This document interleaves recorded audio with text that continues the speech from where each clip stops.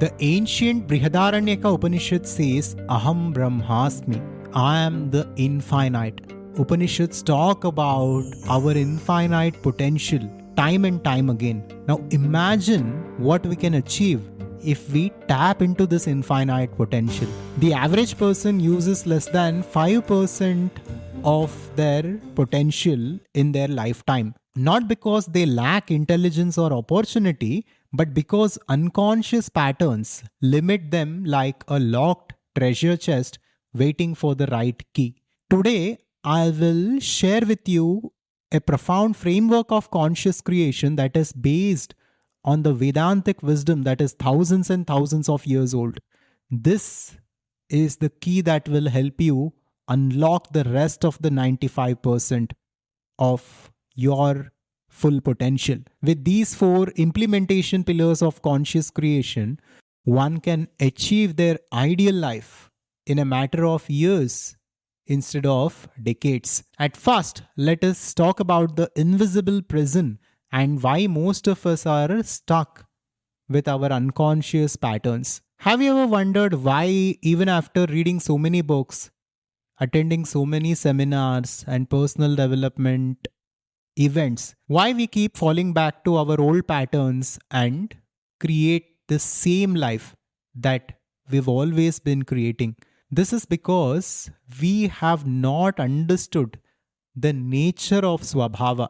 This is very critical to understand if we wish to create the life that we truly want to live.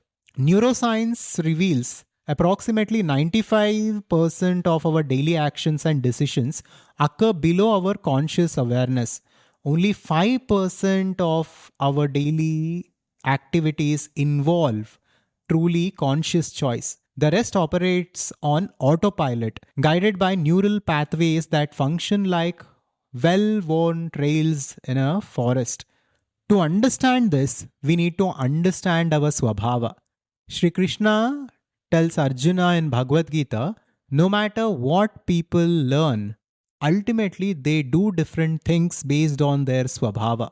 Our Swabhava is our being, our inherent disposition, or our deepest nature. Each of us are a certain kind of a person deep within ourselves. We all have certain unique tendencies, unique abilities and passions. This is our Swabhava. And this is why most of the personal development teachings do not work for most of the people.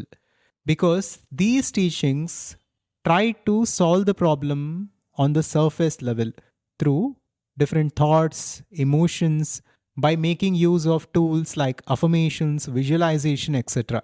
But ultimately, if we do not understand our inherent nature, and if we do not refine it or transform it, we can never experience true change and true transformation. If we truly understand our Swabhava and begin to work on it consciously, within 6 months to 1 year, we can achieve what it would have taken 10 years or more to achieve. And not only this, we can also live a joyful and a fulfilled life along the way. Now, there are 4 stages of evolution that we go through in a personal development journey, and I will go through this quickly. Stage 1 is unconscious living, stage 2 is unconscious creation, stage 3 is conscious living, and stage 4 is conscious creation. Stage 1 is where most of the society is, where they are stuck in an unconscious pattern of being and they don't even realize it. Stage 2 is unconscious creation. When people who are unconscious explore personal development, manifestation, etc., what they create is also through unconsciousness. This is a really dangerous thing to do. So first we must seek evolution and then manifestation.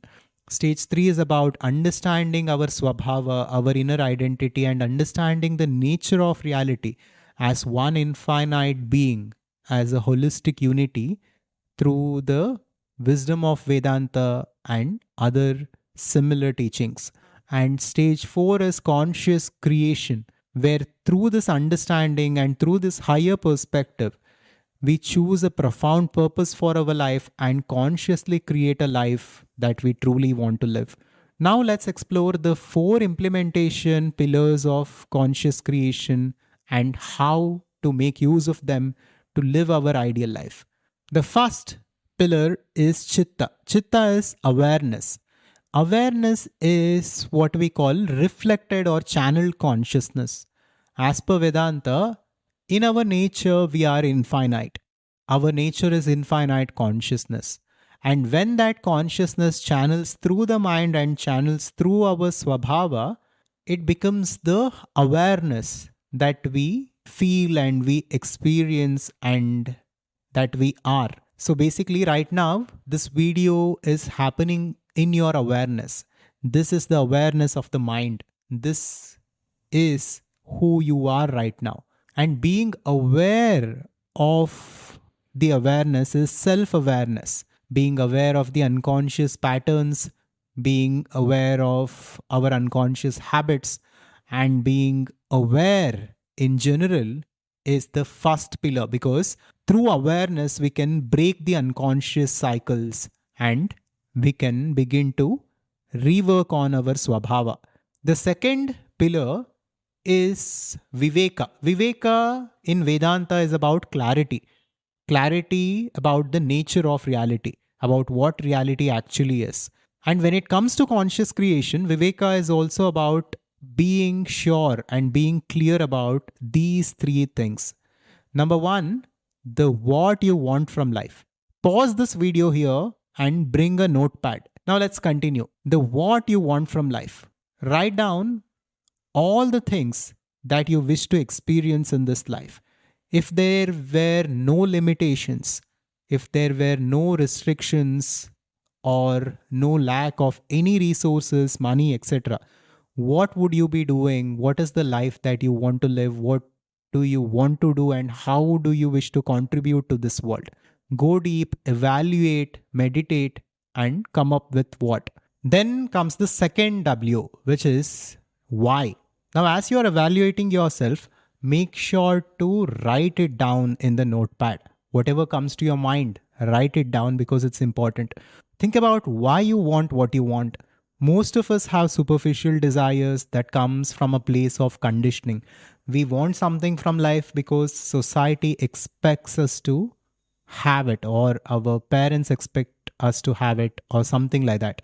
But we usually do not connect with these superficial desires. That is why we do not persist on our goals, because the goals are not deep enough. The goals that most of us have are not truly ours.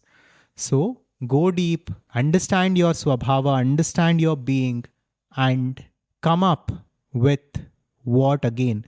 So basically, through this exercise, you are refining your what. If some things do not make sense, then remove it from the what you want from life section. If you wish to add some things, you can add it.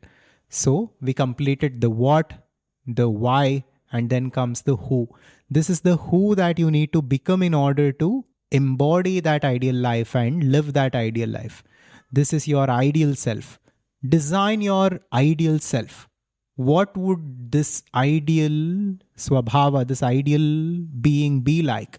If every desire, if every one of your goals were achieved, what are the characteristics of your ideal self? What are the different strengths and skills of this ideal self? Basically, design this ideal self of yours in this notepad. Once this is done, you are clear on the nature of reality as per Vedanta, at least theoretically, that you are not the body, you are not the mind, you are consciousness, you are the spirit, and you are also clear about the what you want from life, why you want it, and who you need to become. This completes the second pillar. The third pillar is Kriya. Kriya is internal action, or it is about making use of different tools of conscious creation. Now within ACS, we have some advanced tools that we use to consciously create our reality. But you can start with simple awareness meditation. Simply sit for 10 minutes every single day and witness your thoughts, your conditioning, your belief systems, and whatever comes through your mind. Do not try to engage with anything, simply witness them, and slowly you will begin to cultivate awareness and stillness. This can be a really powerful practice. This is Kriya. Making use of tools like this is Kriya. The fourth and the final implementation pillar is Samanvaya, which is about integration, which is basically about integrating these different principles into our system and into our being, and living in alignment with the principles of conscious creation. Whatever happens in the external world, we need to be in a state in which we are unaffected by it. This is the detachment that we need to cultivate, and this comes from the understanding of Karma Yoga, where Krishna speaks about detaching our attachments to the outcomes of our action.